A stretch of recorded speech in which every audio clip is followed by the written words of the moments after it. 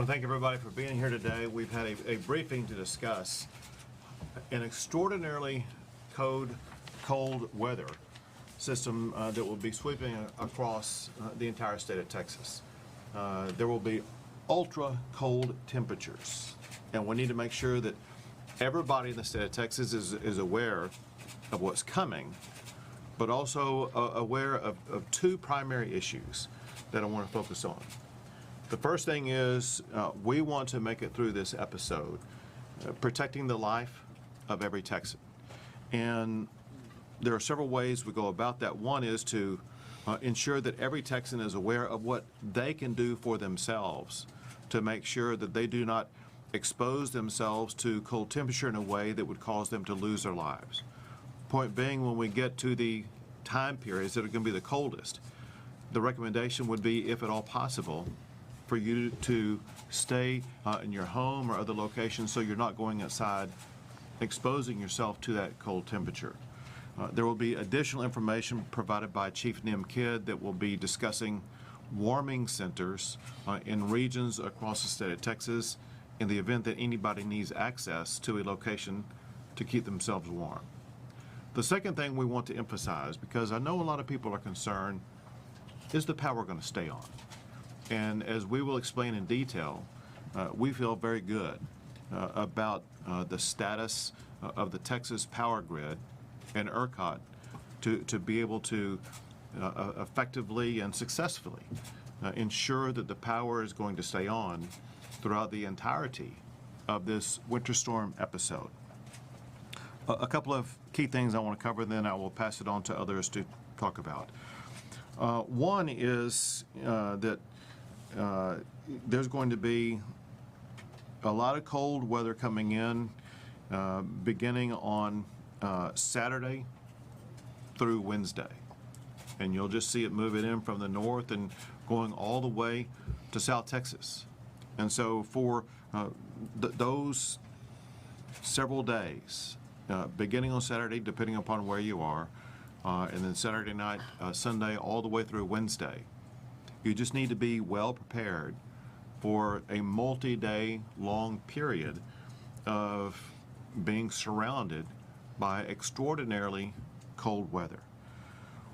One thing that is less predictable, but based upon current predictions, is in our favor, and that is there's not a lot of precipitation that is expected to take place in the state of Texas during the storm.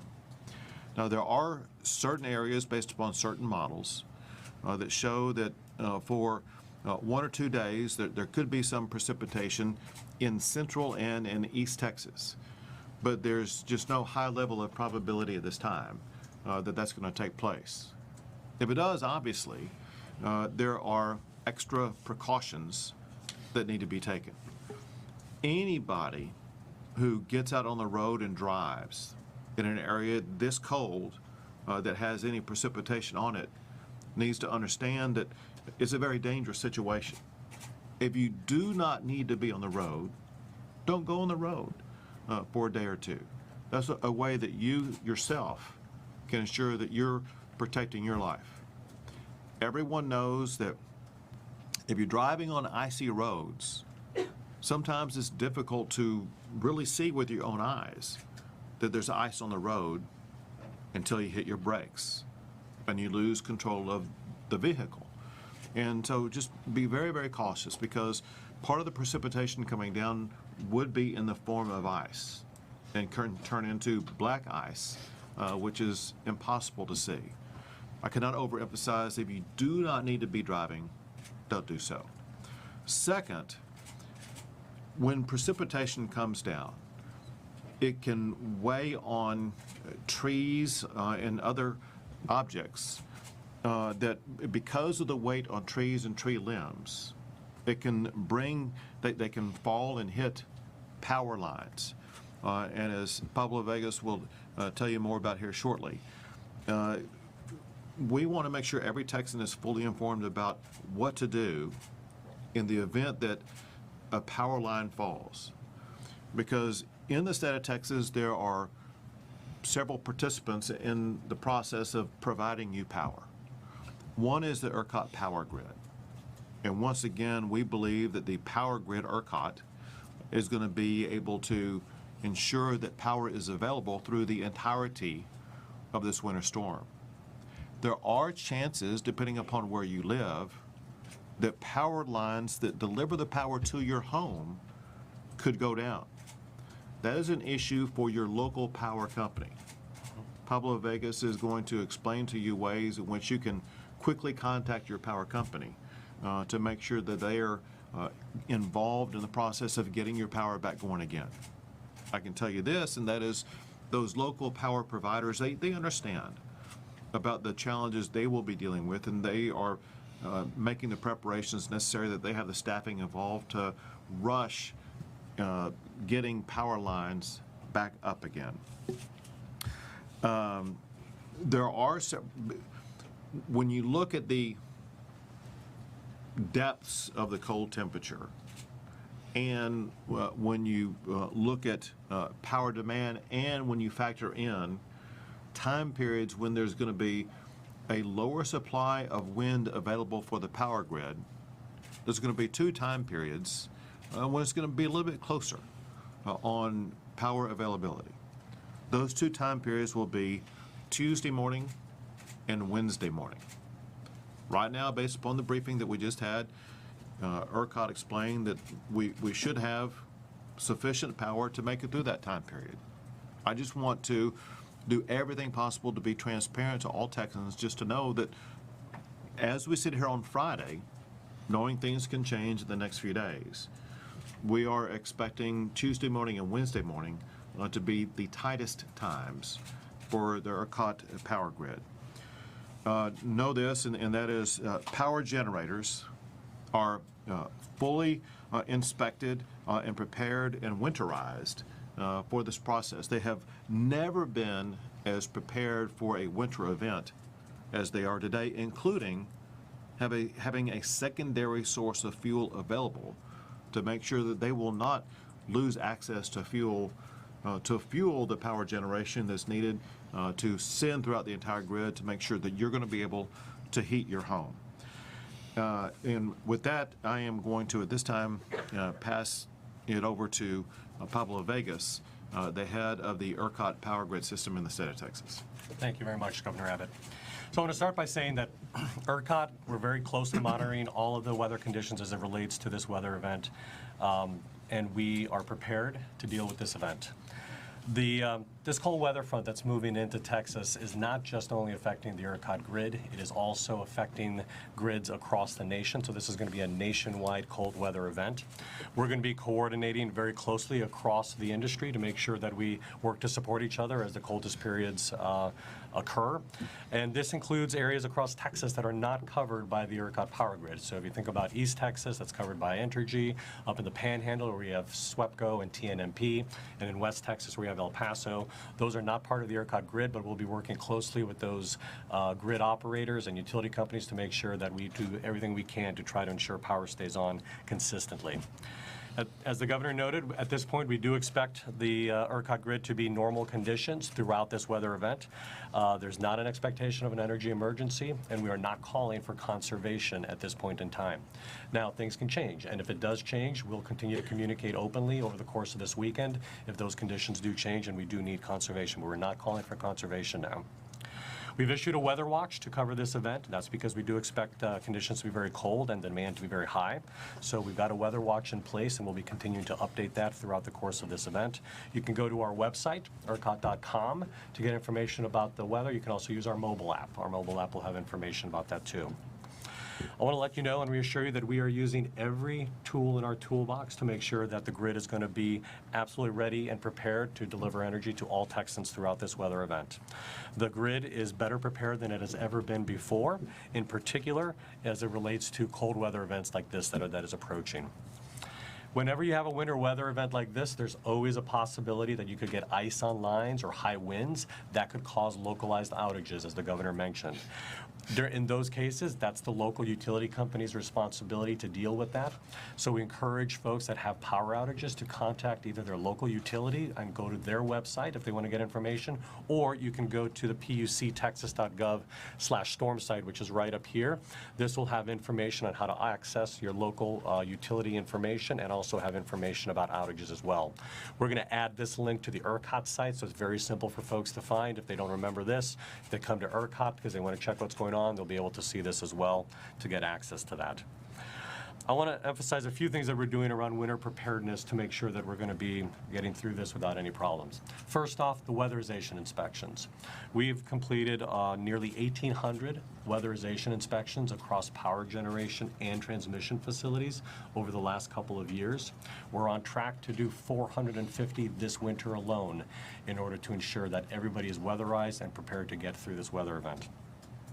We have been working with generators as well as transmission operators to schedule the maintenance on their system in between the very hot summer that we completed this summer all the way to this winter event. They've been taking their outages and doing maintenance on their power facilities to make sure that they're ready to perform during a tight weather event like this. And the fleet looks like it's in good condition. In addition, the fuel supplies look solid across the board, from coal piles to the gas supply. We expect there to be adequate fuel to meet the needs of Texans throughout this entire event as well, so fuel shouldn't be an issue. And I want to, again, reinforce, we're using every tool in our toolbox, the conservative operations, making sure we bring on units earlier if we need to, in order to make sure we've got enough power to meet demand. We're going to be using all of those techniques throughout this weather event. So with that, I urge all Texans to stay safe during this cold winter event, and I'll turn it over to Chairwoman Craddock to talk a little bit about what's going on at the Railroad Commission. Thank you, Pablo. So first and foremost, we are the natural gas group, and I want to say lines are packed and we have more storage available and full than we ever have before. We too at the Railroad Commission have done a lot, about 1,400 inspections since, and finished our Tier 1 inspections by the end of December. So our people are ready to go as well, and we've sent out notices to operators to remind them of the storm so they are ready to go as well. Look, gas is flowing to our local distribution companies, which is obviously the gas going into your home and to your businesses. Again, if there's an outage there, which we don't anticipate, you're to call your local company for that. But we anticipate your gas is going to flow to keep your home warm. We have been consistently meeting with our regulated industries. In fact, we have a call regularly, and our next one's at 2 o'clock if there are any issues, but we haven't seen any. We are seeing everybody ready to go. CNG trucks are pre-positioned as a precaution across the state in case there is a natural gas issues. We're obviously in contact with all the other agencies that you see sitting here, as well as, I will say, the PUC, the Railroad Commission, and ERCOT have great communication, I think, and I appreciate our partners. And the last thing I want to remind people, and I know that Nim will talk about this as well, safety is really important. Not just don't get on the roads, but also if you're using natural gas, make sure if you smell gas to call, and for safety, don't put a propane tank in the middle of your house. Be sure you are smart about using gas. This is a safety issue for all of us. So we appreciate the fact that our natural gas is going to flow across the state, and we've got plenty of it. So we think we'll have a good winter storm this cycle. Thank you. And now Chief of the Texas Division of Emergency Management, Nim Kidd. Thank you, Governor. Life safety is our #1 priority for first responders across the state. Our second priority is going to be the protection of property. And in doing that, we really need to talk about people, pipes, pets, and plants. As we talk about people, you'll see the map of the warming centers. These 152 locations across the state right now are opened and operated by our local government partners. In each of these major cities and the websites, you can go to that local government and they will tell you when it is open and closed. But to start with, Texans can go to tdm.texas.gov/warm. It's the first click on the homepage. That will also take you from warming centers to a place where many of our communities across Texas are going to be below freezing for 80 to 90 hours. And in some challenges, that can cause a problem for pipes. So on our website also, you have a list of all of the licensed plumbers in the state of Texas. I'm urging all Texans to take this afternoon, today, to start preparing to protect their homes and their businesses, and in doing so, we have these resources available to you. As the chairwoman said, carbon monoxide poisonings always happen during these type of cold weather events. And I need your help in getting this message out because these are preventable injuries and deaths. You should never run a generator inside your home. You should never run your car inside your garage with the garage door closed. And if you're going to have gas or wood-burning appliances inside the house, make sure that you have ventilation. There's no reason for people to stay cold in their home with all of the warming centers that we have across the state. So we feel that we're really well prepared for this. Last thing is, it's always a good time to check your emergency supplies. Take the data stock up to make sure you have your normal supply of bottled water, to make sure you have plenty of food in the house. We believe that everything is going to go smoothly from a power generation and distribution side, but one person in a car wreck can take out a power pole that takes out a power line, and in these cold conditions, to be below freezing for so many hours, to get that power back on at the local level could take a lot longer than any of us want. So what we want you to do is make sure the Texans are prepared. And finally, we're already talking to some of our school district superintendents that are talking about closures on Tuesday. So we want to make sure that parents are checking with their school districts to make sure that if schools are closed on Tuesday, they have a plan for the kids for those days. Again, life safety is our #1 priority, and then property protection is our second priority. And Governor, with that, remarks. Thank you. I want to emphasize one last thing that Chief Kidd made reference to, and that is because of the ultra cold temperatures for such a prolonged period of time in certain areas, there's going to be certain areas where there's a much greater risk of having problems with your pipes. The best time to take action to prevent your pipes from eventually bursting would be today or tomorrow. So take swift action to be prepared for several days of ultra cold weather. With that, we'll take a few questions. Governor, I wanted to ask you about some of the long-term investments that the legislature made, and you signed into law with SB 6, SB 7, making investments to build new power plants. What's the timeline there? When do we expect to see those investments fully come to fruition, and when could all of those plants come onto the grid? So, and I'll answer the question followed by Pablo, who has a little bit more detailed information. But for one, even before the laws that I signed in the aftermath of this last session that provides economic incentives for more power generation in the state of Texas, we had more power coming onto the grid. Over 2023 and in 2024, there have been many announcements of more power coming onto the grid. Pablo and I did one in Houston, Texas, with Calpine in December. There were some announcements before that. And you also see a massive increase in battery power generation already, but also forthcoming for the remainder of this year. There are literally dozens, not scores, of projects in the early stages of announcement of adding more power to the grid. So we see great promise in more power generation coming to the state of Texas, and that's going to be especially true because of the law that I signed, providing those economic incentives that drives down the cost of providing that additional power. You want to add to that? Yeah, Texas provides an outstanding economic environment for investment in power generation. The demand and the economy is growing in the state. That is very clear. We are starting to see a lot of the power generators evaluate projects that they have been working on to advance them more quickly. It can take, on average, 3-4 years to build a power plant on average. But during that time that those power plants are constructed and built, we expect to see rapid increases in the availability of battery storage, probably doubling the amount of battery storage in the state of Texas this year alone, and seeing continued growth in 25, 26, and 27. In addition to, of course, we've seen a lot of growth on the renewable fleet as well. Solar growth is continuing very rapidly, which is great in the summer when we need that to cover the big peaks in the summer. But the environment in Texas is strong for investment, and we're seeing the movement on that that's well supported by the legislation that was passed. Okay, go ahead. You talked a bit about the thermal fleet. Can you talk about projections for wind and solar during this event? Yeah, because this is not a heavy precipitation weather event, we expect the wind performance to remain strong throughout the next several days. As the governor pointed out, Tuesday into Tuesday night, that's where we see a little ebbing in the wind, but it's not any issue with freezing that we expect. We expect it more just to be traditional kind of wind flows. And then on the solar front, it's cloudy on Monday is what we're forecasting, but good performance on Tuesday and Wednesday, so we expect to have strong solar performance those days. So we do expect the renewable fleet to be a core component of delivering power throughout this event.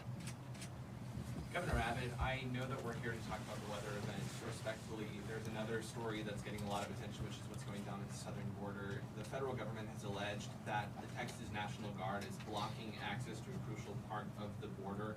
What's your reaction to that, and did that come down from state leaders? Yeah, very happy to answer the question, and I will. But because of the magnitude of the storm, let me take other questions first, and I'll come back to you. I appreciate that. I'm sorry if I missed it, but is TxDOT is there a need for any road preps or anything like that? You did not miss it. And I'm glad you asked it. The answer is yes. TxDOT is engaged already in making sure that roads are going to be prepared across the entire state of Texas. As I mentioned earlier, there's a greater chance of precipitation in central and east Texas, and that's where the primary focus is right now. But also, as I mentioned earlier, there's not clarity about exactly where we will have precipitation, and so there's going to be great flexibility by TxDOT in every region of the state of Texas to make sure they are treating roads in a way to prepare them for potential travel over roads that are icy, that have snow or other aspects to it that make it dangerous for people to drive. TxDOT's primary focus is public safety right now on our roadways. Commissioner Craddock mentioned natural gas supplies to homes and businesses. What about motor fuels? Are you confident that the stations around the state will have adequate gas and diesel supplies? While we don't do that directly, yes, we don't anticipate a problem. Everybody's staged and ready to go, and we should have plenty of fuel in the state. Thank you. Governor Abbott and Chief Kidd, your press release on January 7th mentioned that part of Level 2 readiness was having volunteer organizations be mobilized. Could you talk more about what that entails, what these volunteers do? Yes, ma'am, great question, and a lot of that has to do with our warming centers and locations. So across cities where they will open up with either city employees or volunteer or faith-based organizations to help staff those warming centers. So our VOADs, our volunteer organizations active in disaster, are fully engaged with our local partners, and most of the people you see sitting on this first table here behind us in this room are coordinating with them all over the state. Are there any resources looking at the warming stations for folks who are maybe more in the outskirts and the rural parts of the state who are looking for warming centers or other places to shelter? Yeah, great question. And as you start drilling down on this map, you'll see a little bit more. Right now, the urban areas are the ones that are primarily focused on it, but this map is a live map. So as those locals open one up, it'll be populated in those areas. Yes, ma'am. You know, if I could emphasize, there's certain core pieces of information that the public needs to know. And the more that you and others can publish information where people can do one click and go find where a warming center is, that would be fantastic and very helpful. Right there. tnm.texas.gov/warm. Works on your mobile device as well as on the computer. In comparison to some of the winter storms we've had in the past couple of years, I mean, how serious is this one looking to be? I think oftentimes people think with severe weather warnings, oh, I'll be fine, you know. So what's your message to Texans about the severity of this one in particular? This is basically a polar vortex that's descending upon Texas. There's one of the coldest episodes we'll have been through. It's different than Winter Storm Uri in two ways. One is that it will not last as long as Winter Storm Uri. Also in Winter Storm Uri, there were times when almost, if not the entirety of the state of Texas was under cloud cover, and it made it more difficult for all of the power fleet to be operational. And so what people should expect is this, and that is this will be one of the coldest episodes they will have lived through in the state of Texas. It will last for several days, but it will not be anything close to what we experienced during Winter Storm Uri. And I could emphasize, we're much, much more prepared for this than we were for Winter Storm Uri. And Governor, if Go I can ahead, add, please. those that may have to work outside, this is dangerous cold. Right. I mean, you look at the Panhandle all the way down into Midland, Abilene, cross over to the Waco area, it can be 80 to 90 hours of below freezing. It's not getting above freezing. You're going to have, as this front comes in, the wind chills are going to bring down, and then the wind chills won't be as devastating. But anything that is left outside or going to be outside will freeze. And I think that's unusual for a lot of Texans. Governor, when you get to Michael's question, could you also address the remark you made about shooting illegal aliens? Sure. Especially given the mental health components Yeah. that you guys have talked well Yeah, about. we'll get there. We're storing up questions. All right, we have time for those two questions. All right. So first, with regard to what's going on, I think you're talking about what's going on in Eagle Pass, right? Yeah. So Texas has the legal authority to control ingress and egress into any geographic location in the state of Texas. And that authority is being asserted with regard to that park in Eagle Pass, Texas, to maintain operational control of it. With regard to your question, listen, I was asked a question to legally distinguish between what Texas has the legal authority to do and what would be illegal to do. And I explained in detail all the different things that Texas is doing that we have the legal authority to do, and pointed out what would be illegal to do. It's that simple. You were not making a tongue-in-cheek remark that someone like the El Paso shooter could seize upon. Absolutely not. Yeah, and I was asked to point out where the line is drawn about what would be illegal, and I pointed out something that is obviously illegal. All right, thanks. Thank you.